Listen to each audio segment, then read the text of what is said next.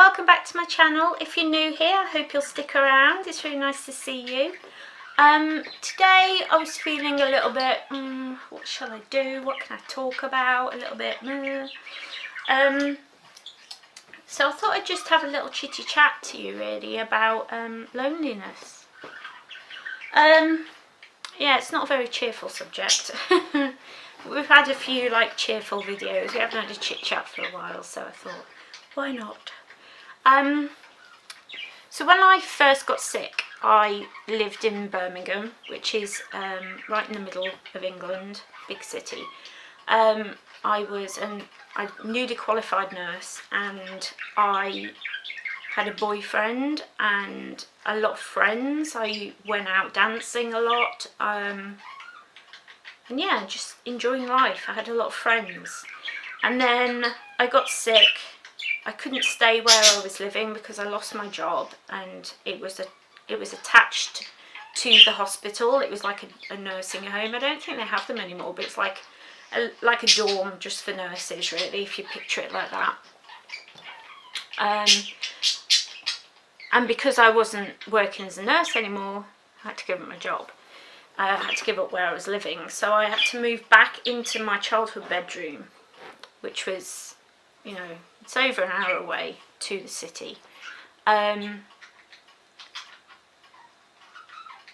when I moved back, I found that I'd lost a lot of my friends. And I think this happens to a lot of people. It's like you move away, you get your life going, then you get sick and you have to kind of move somewhere else or whatever it is. And your friends kind of, at first they're like, oh yeah, we'll keep inviting you to things, we'll keep asking you. But you can't do the things that you were doing before. You can't go dancing all night because you've got fatigue, or you can't dance because you can't walk properly. Both of those things were what happened to me. And your friends kind of get to a point where they're like, oh well, we just won't invite her anymore, we just won't ask her. And I think a lot of people kind of, although they have the intention of keep asking you, of keep inviting you, of including you in the world, it doesn't happen that way.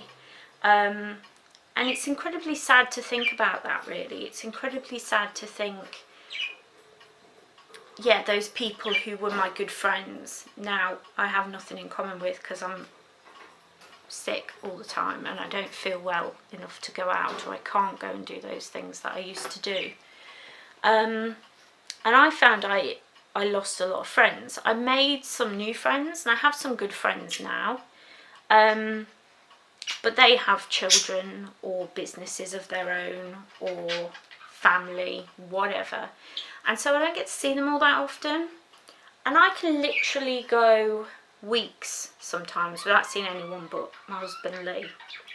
And my husband is a police officer. He works in Birmingham, where I used to live, which is like an hour, maybe more, on the train away from where I live with him. And so most days when I'm getting up, he's either left or is just about to leave.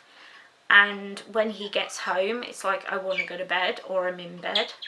I don't see him probably for like 12 hours a day, 6 days a week that he's working. Then the days that he's off, he just wants to rest.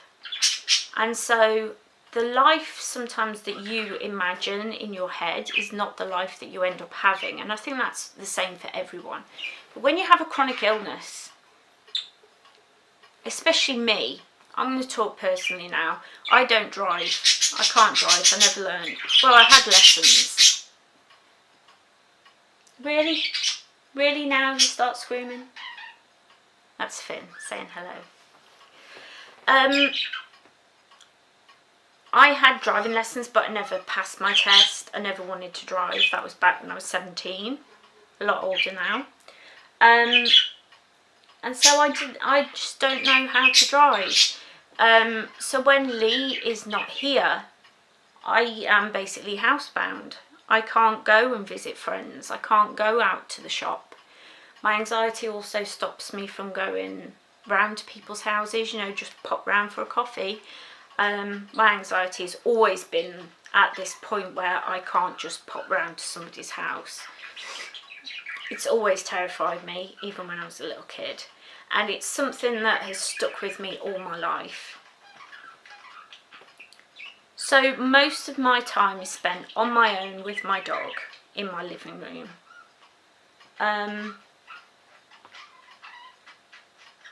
And sometimes I can get incredibly lonely. I have online friends, but it's not the same as sitting having a coffee and chatting with someone. You know, I've got you guys that I talk to and get my feelings out, like word vomit. But it's not the same as having somebody you can just chitty chat with.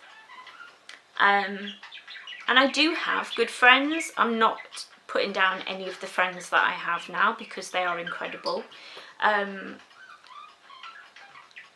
But they're not they're very busy people. You know, they've all got businesses of their own, or they have families, and so I don't see them, and it really makes me sad. It really makes me feel like, you know, if The Walking Dead happened, if there was a zombie apocalypse, how long would it be before I even noticed what was going on? Probably noticed on Twitter or something, to be honest, but outside my window, all I see is trees, which I'm incredibly thankful for, because, to be honest, it just makes me feel like nature is just there, and it's a great feeling. But it's really lonely. The other week I was sat crying because I felt so lonely. And I think a lot of people who have chronic illnesses feel this way, feel a bit trapped, feel a bit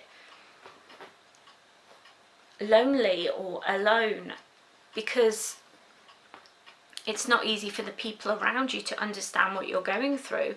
It's not easy to explain how you feel. You can say, oh, I have fatigue, and most of the time people will say something like, oh, I get tired as well when I've been at work all day. And they don't quite understand it's a different type of tired.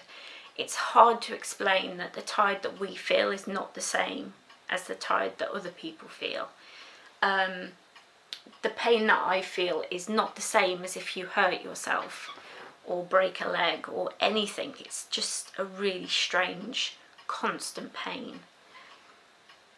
It's hard to explain, and because of that in itself is isolating. But then add on to that the fact that their lives are carrying on and you're just home alone. It makes it really hard. I don't know. Do any of you really suffer with that loneliness? I recently answered a little thing on Instagram. One of the girls that I follow on Instagram, she's really nice. And she was like, does anybody want to be a pen friend? And I was like, sign me up. Yes, I want to be a pen friend. Yes. Because it's just any kind of human interaction just becomes this thing that you want to cling to. And I get really scared because I think, oh my goodness, I'm going to come across as too strange, too weird. Because people who are out in the world and being in society, and people who are alone most of the time, it's like you're on your own, so your crazy comes out. You dance when you want to dance, and you sing when you want to sing, and you do what you want to do because you are dancing like you are alone, because I am alone. But then you go out into the world with people and you do those things, you say what you want to say, and they're like, do you know what I mean? Because you're so different, your lives are different. And I have had people come round, like people off Facebook, you know, old friends from school, etc, etc, say, oh, I'd love to come round for a cup of tea. And they come round for a cup of tea and they say, oh, I'll come round again soon, we'll go out shopping, we'll do this, we'll do that. And then you never hear from them again. It's like crickets. Doop, doop, doop, doop. And it's not that they don't want to do those things, it's that their lives are so busy the time just flies by and I'm sat here going, are they ever going to be in touch? Are they ever going to come and see me again? I don't know. It's very easy to get, like, lose sight of the fact that as somebody with a chronic illness who's in pain, who has chronic fatigue, who is just struggling to get through the day, it's hard to think then, oh, I want to go and be social, because a part of me is constantly like, please just everyone leave me alone. Please, bird, be quiet.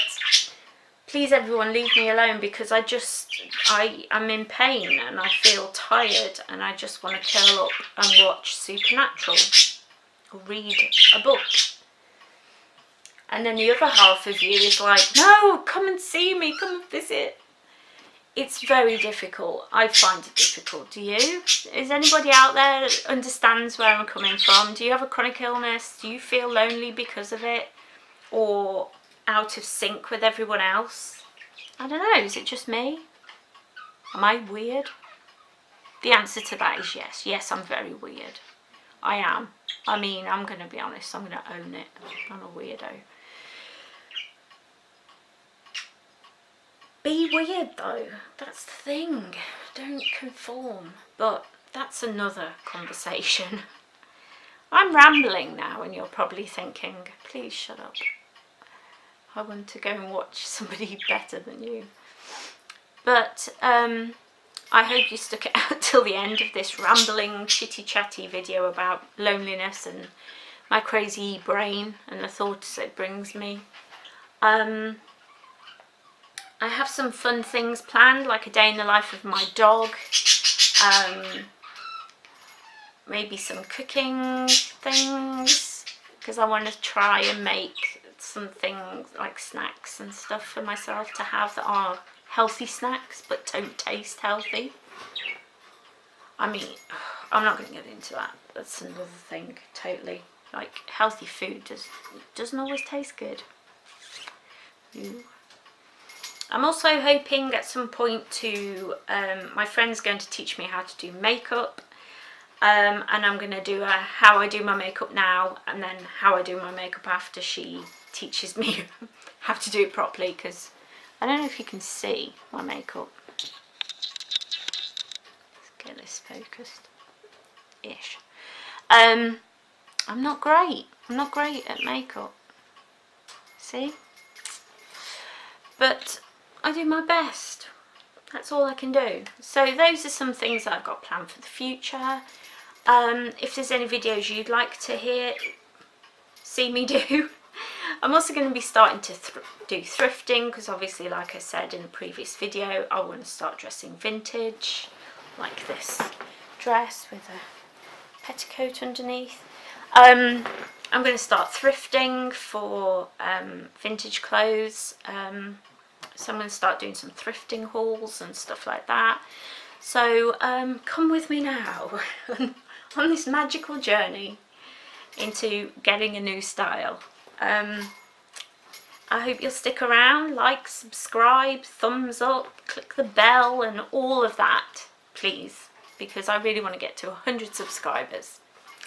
And I will see you next time. Bye.